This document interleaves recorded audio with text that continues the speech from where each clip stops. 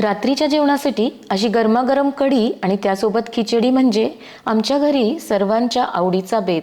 सर्वात आधी एका खलबत्त्यामध्ये मी 1 इंच आलं, 5 ते 6 लसणाच्या पाकळ्या आणि 2 हिरव्या मिरच्या घेऊन चांगलं याला कुटून घेतलं. आता 1 कप ताजं दही घेऊन त्याला पण थोडंसं फेटून घेतलं. दही आपल्याला थोडंसं आंबूस घ्यायचं आहे म्हणजे कढी प्यायला छान लागते. 2 टेबलस्पून बेसन घातलं आणि हे तयार वाटण घालून थोडं पाणी घालून आता आपल्याला हे सगळं छान फेटून घ्यायचं आहे. 1 चमचा घरच्या दुधावरची साय पण घातली, तर अशी साय अवश्य घालून बघा म्हणजे कढी छान प्यायला क्रीमी लागते. आणि गरजेप्रमाणे पाणी घालून छान रवीने घुसळून घेतलं.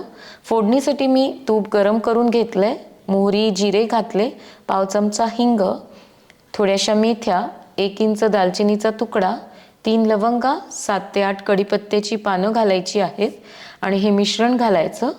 गरजेप्रमाणे आता पाणी घालून मीडियम गॅसवर ही कढी छान उकळून घ्यायची आहे. तर याला उकळी येईपर्यंत सतत हलवायचं आहे म्हणजे कढी फुटत नाही आणि उकळी आल्यानंतरच यामध्ये मीठ घालायचं. आता आणखी 3 ते 4 मिनिट याला उकळून घेऊया.